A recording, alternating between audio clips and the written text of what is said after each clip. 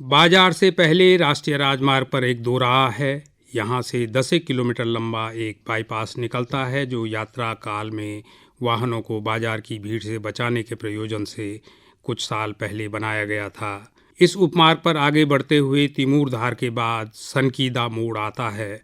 इस मोड़ पर घूमकर जो ढाल आता है उसी के आसपास आजकल सरगर्मियाँ बढ़ गई हैं। बताते हैं कि हफ्ते भर पहले एक बूढ़ा आदमी वहाँ आया और काला पाथर की आड़ में टाट पट्टियों का छप्पर डालकर रहने लगा। सीमा से लगे इस इलाके में अनजान चेहरों पर पुलिस और स्थानीय लोग नज़र रखते रहे हैं। कई लोग पहले भी पकड़े गए जिनके बारे में कहा जाता है कि वो अवांछित तत्व थे। सनकीदा मोड़ पहाड़ों के सबसे तीखे घूमों में शुमार होता है। हमारे यहाँ कहावत है कि जो चालक सनकीदा मोड़ को पहली बार में पार कर जाए वह पहाड़ की सर्पीली सड़कों पर फिर कभी मात नहीं खा सकता। कई चालक 3-4 बार गाड़ी आगे पीछे करते हैं तब जाकर सनकीदा मोड़ को पार कर पाते हैं। आज सनकीदा मोड़ के आसपास आपको कुछ होटल और रिजॉर्ट नज़र आ जाएंगे, लेकिन हमारे बचपन के दिनों में यह इलाका बियाबान होता था। तब यह उपमार्ग नहीं बना था। पहाड़ी के शीर्ष पर हमारा गांव था और नीचे अलकनंदा के तट पर बाजार। दोनों के बीच सीढ़ीदार खेतों की पूरी श्रृंखला थी। खेतों के बीच एक पतली पगडंडी थी जो गांव को बाजार से जोड़ती थी। पूर्वी किनारे से होकर बहती थी पुंडार गंगा। यह नीचे उतरकर अलकनंदा में जा मिलती थी। ऐसी छोटी जलधाराओं को पहाड़ों में गधेरा कहा जाता है। पहाड़ों की अधिकतर जलधाराओं की तरह यह गधेरा भी सूख कर आज रौखड़ भले बन गया है, लेकिन उस जमाने में यह नदी के माफिक उफनता था। गांव और बाजार के ठीक बीच में पगडंडी के किनारे इसी जगह जहां काला पाथर की विशाल शिला खड़ी है वहीं सनकीदा का मकान होता था। मकान क्या था? पत्थर मिट्टी का एक कच्चा ढांचा भर था। सनकी गांव वालों के खेतों में हल लगाता था और पर्व त्योहारों पर घरों में ढोल बजाया करता था। यही उसकी जीविका थी। इलाके में उसका इतना मान था कि लोग बाग उसको दा कहकर बुलाते थे। पहाड़ों में दा का मतलब होता है भाई। अजीब सनक के शिकार सनकीदा की 24 उंगलियां थी। दोनों हाथों में 5-5 की जगह 6-6 और इसी तरह दोनों पैरों के पंजों में एक एक अतिरिक्त उंगलियां। यही वजह थी कि नामकरण के दिन उसको नाम दिया गया चौबीसिया। स्कूल के रजिस्टर और दूसरे कागजातों में उसका नाम चौबीसिया ही होता था। सनकी नाम तो सनक के चलते उसको बाद में मिला।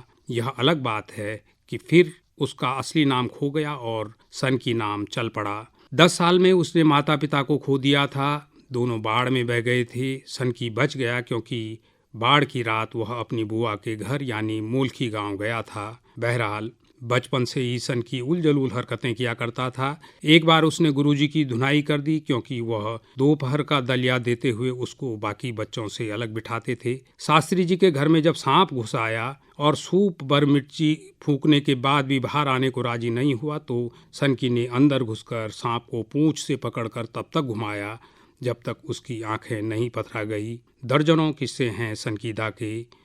उसकी इन्हीं हरकतों से परेशान होकर उसके ताऊ ने एक शाम उसको घर से निकाल दिया। तब से वह काला पाथर की आड़ में झोपड़ी डालकर रहता था।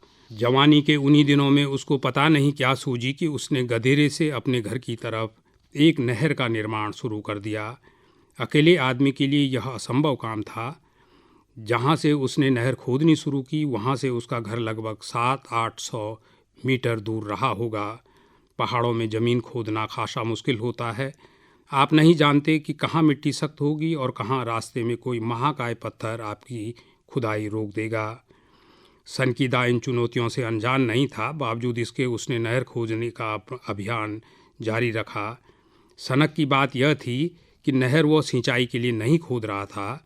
उसके पास खेत ही नहीं थे तो सिंचाई किसकी करता। उसका प्रयोजन यह था कि गधेरे की मछलियां नहर से होकर उसके तालाब तक आ जाएं। नहर खोदने से पहले उसने अपने घर के ठीक बाईं तरफ एक गहरा तालाब खोद डाला था। तालाब से एक पतली गूल निकालकर उसको फिर से गधेरे से जोड़ा गया था ताकि पानी का प्रभाव बना रहे और तालाब से ओवरफ्लो होकर पानी इधर उधर न बहे। सनकीदा ने यह पहल शुरू की तो स्वाभाविक रूप से लोगों ने उनका खूब मजाक उड़ाया। कुछ ने उसको समझाने की चेष्टा भी की, पर वह कहता, मेरा फावड़ा और सब्बल तो अब तभी रुकेंगे जब नहर मेरे तालाब तक पहुंच जाएगी। हल लगाना और ढोल बजाना जैसे काम सनकीदा के लिए अब दूसरी प्राथमिकता बन गए। उसका अधिकतर समय नहर खोदने में चला जाता था।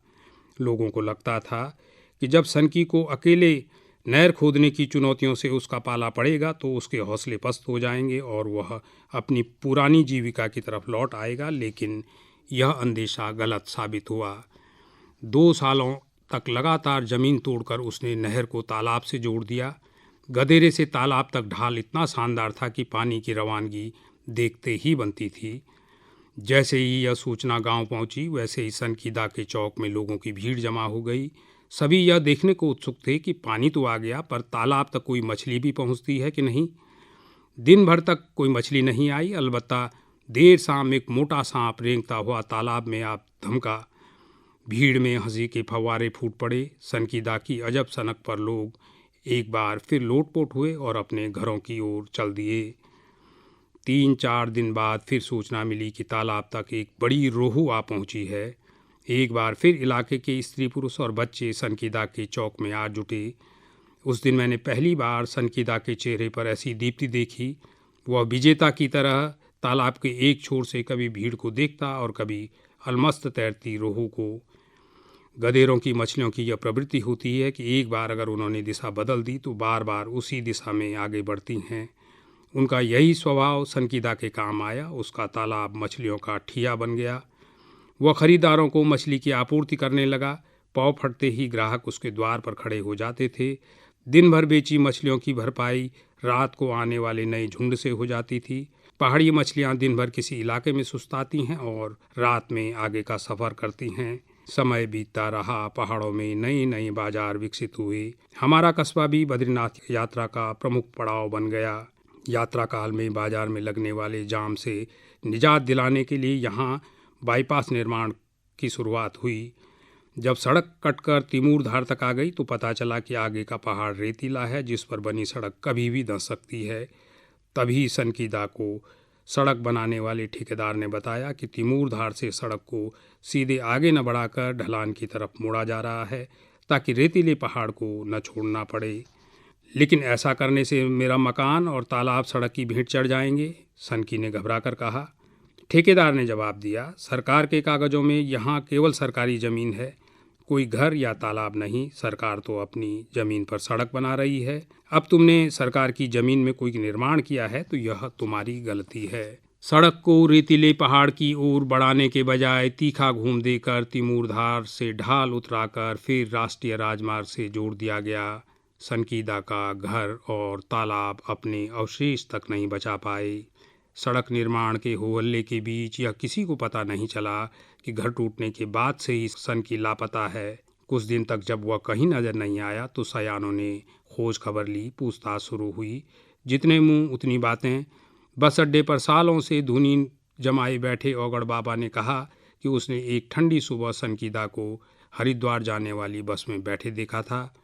घाट मंदिर की माई कहती थी कि वह शाम को अलकनंदा के किनारे पत्थर पर उदास बैठा था और अगली सुबह वहां उसकी चप्पलें पाई गई।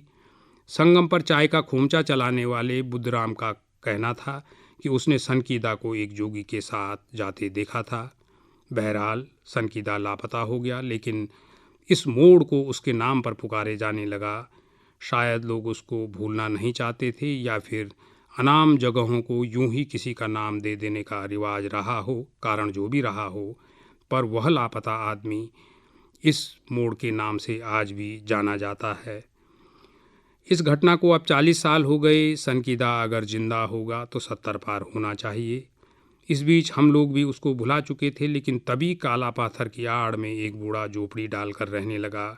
हम तक खबर आई जब होटल वालों ने शिकायत की। पुलिस उसकी तलाश में निकली और वह अचानक फिर लापता हो गया। शिकायत करने वाले बताते हैं कि जो गायब हुआ वह बूढ़ा तिमूर धार में विकसित हुए आलीशान होटलों और रिजॉर्ट्स को बड़े आश्चर्य से देखता रहा। सूखे गदेरे के पत्थरों में पता नहीं वो क्या ढूंढता रहता था। इसीलिए उनको उस पर शक हुआ और उन्होंने पुलिस को उसकी शिकायत की।